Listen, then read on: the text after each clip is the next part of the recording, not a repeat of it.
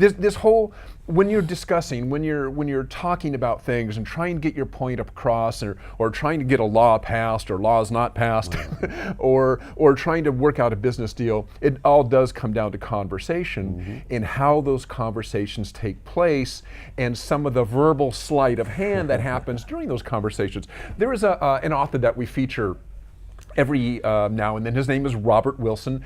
He is I don't know, I guess you'd call him motivational speaker. That's kind of his job. He comes in and speaks, and kind of a motivational kind of guy. His writing is very personable, not always a match for our audience, so you don't see him all the time, but every now and then he hits the nail on the head when it comes to dealing with personal, or in this case, interpersonal issues that I think impact the workplace. His latest article was Protect Yourself from Verbal Sleight of Hand. And in this article, he discusses the various ways that people try to win an argument with verbal sleight of hand rather than arguments based on merit, based on facts. They kind of try to twist words and kind of win an argument by, kind of like verbal skullduggery, right?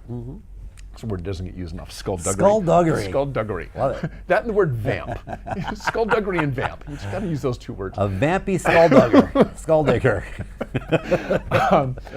I think this particular column is really relevant now, at least for us here in the media, because we see so much of these little tricks and fallacies working their way, certainly into comments, if you read a lot of comments under articles, but also actually these same tricks going into op-eds, which we would expect, but also even straight up news coverage. And I think because of all of this, I believe we've also been seeing its way, worming its way more and more into our workplace dealings as well. So I want to take a look at a few of these verbal tricks, or fallacies as they are called. If you were part of the debate team, you learned all about argumentative fallacies. And I'll skip over the one of the most obvious one, the ad hominem, or personal attacks, name calling. We see those all the time, and very often, particularly in the workplace.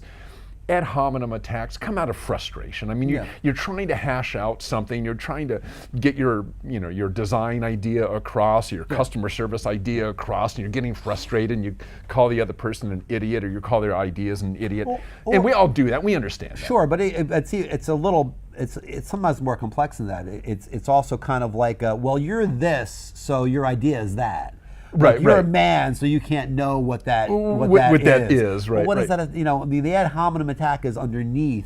Right. Kind of trashing your idea many times too. And we all kind of recognize those. So I don't want to talk about that one too much. But there's a couple other ones. There's what's called the ad populum, or the bandwagon. Everybody is doing it, so we should do it, right? Or you should agree with me because look, everybody else is saying the same thing, right? And kind of, to me, this kind of brings the mind of this word benchmarking. Remember the whole benchmarking craze? Oh yeah. If all of our competitors or cohorts are doing it, then we should do it too. And we appeal to that. I know I've done it. I mean, a lot of times we look at some changes we want to make. It's like, well, look, this magazine's doing it, and Forbes is doing that. Look at that website. Look at that website. Yeah, right. Yep. So we should do that.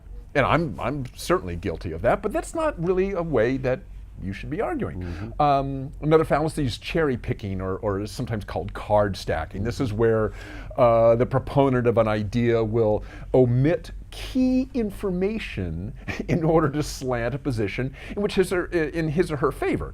So you're making an argument at work, for some sort of idea, and you only highlight the promising parts of that idea, and you downplay any negatives or any negative repercussions that could happen if you carried this idea forward. The false dilemma, this is where, an option comes down to two choices, right? Well, we got to do this, or there's only this choice or that choice, and obviously this one is bad, so we got to go there, and ignoring, like, well, maybe there's some other choices.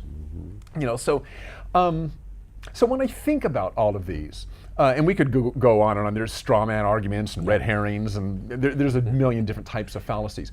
But when I think about all these, there's something I think in common about all of them. And that is that, number one, they don't necessarily involve outright lying. They're just more just like lying by omission, maybe. Right. And they aren't necessarily employed on purpose. And I think what happens is we get in the midst of an argument, and we get so caught up in trying to get our own point across that we don't want to listen to the other person, and we don't even fully investigate our own stance, right? And so I think it's important when you're going to discuss, whether it's a customer service issue or a product design issue or a new idea, some sort of innovation, that as the presenter, it's part of my duty to make sure that I present all the facts, good and bad, and it's also the listener's, your job to listen if I'm leaving anything out. It's your job to kind of pick up on these fallacies, cherry picking or false dilemma or whatever, to understand that, wait a minute, maybe I trust this guy, I trust Dirk, I trust what he's saying, he's a friend, he's got good ideas most of the time,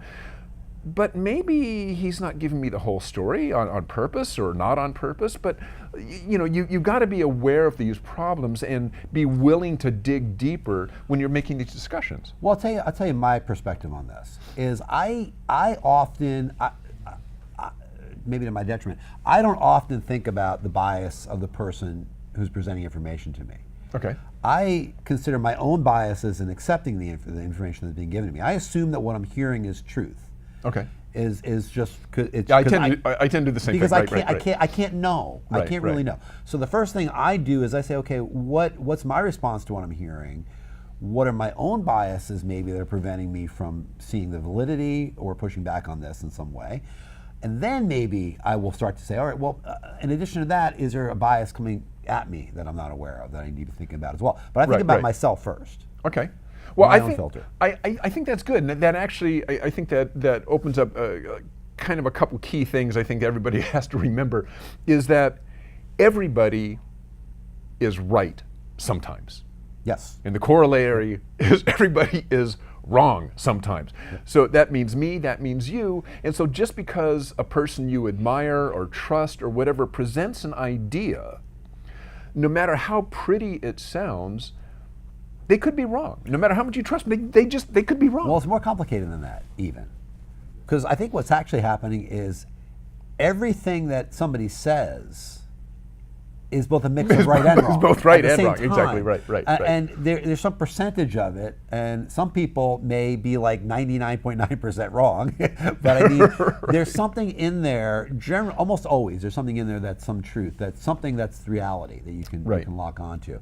So, I mean, it's valuable to look at it that way. I mean, because, again, if you examine your own bias and you say, well, I don't believe that because I have this feeling, and if you think that's valid, you can then look at what the person is saying, even if you don't think that person is right or is withholding information or outright lying, and try to lock onto something that feels truthful and say, well, let me look at this one piece of what you said. Right. And let's talk about that part of it.